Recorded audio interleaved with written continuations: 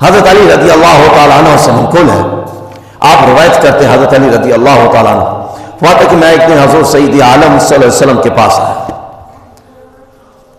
حضور سید عالم صلی اللہ علیہ وسلم کے پاس حاضر ہوا، عرض کیا السلام علیکم حضور سید عالم صلی اللہ علیہ وسلم۔ آپ نے جواب دیا۔ حضور نے فرمایا علی میرے پاس جبریل امین بیٹھا ہے، ذرا انہیں بھی سلام کیجیے۔ حضرت علی فرماتے کہ میں نے حضرت جبریل امین کو سلام کیا۔ سلام کرنے کے بعد اب حضور سید عالم صلی اللہ علیہ وسلم نے فرمایا علی جبریل تم سے کچھ کہہ رہا ہے، جبریل تم سے کچھ کہہ رہا ہے۔ حضرت یا رسول اللہ کیا کہہ رہا؟ حضور نے فرمایا علی جبریل تمہیں یہ کہہ رہا ہے کہ ہر ماہ میں 3 دن کے روزے رکھو، 3 دن مسلسل روزے رکھو۔ حضرت علی رضی اللہ تعالیٰ نے عرض کی یا رسول اللہ وہ 3 دن کون سے دن کے روزے رکھو، کس دن کے روزے رکھو؟ حضور نے فرمایا 13، 14 اور 15 کے روزے رکھو علی۔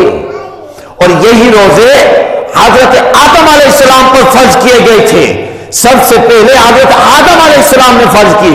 اور ان روزوں کو کیا کہتے ہیں؟ ایام بید کہتے ہیں، ایام بید کے روزے رکھنا۔ حضرت علی رضی اللہ تعالیٰ عنہ فرماتے ہیں کہ اس دن کے بعد میں نے ان روزوں کو اپنا لیا، اس دن کے بعد پھر میں نے ان روزوں کو اپنا لیا۔ پھر حضور سید عالم صلی اللہ علیہ وسلم نے فرمایا کہ اے علی پہلے دن کا جو روزہ ہے نا، پہلے دن کا روزہ یہ 10,000 سال کے روزوں کے برابر ثواب ملے گا۔ یعنی ایک روزہ رکھو گے اس ایام بید میں سے، ایک روزہ رکھنے سے 10,000 سال کے برابر ثواب ملے گا۔ پھر فرمایا اگر دوسرا روزہ رکھو گے تو 30,000 سال کے برابر ثواب ملے گا۔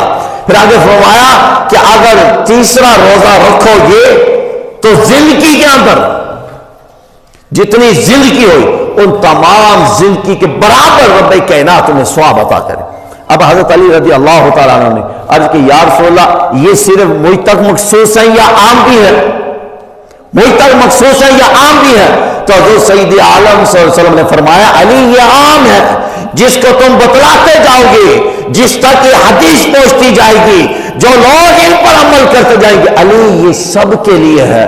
تو گویا روزے کی یہ فرضیت ہے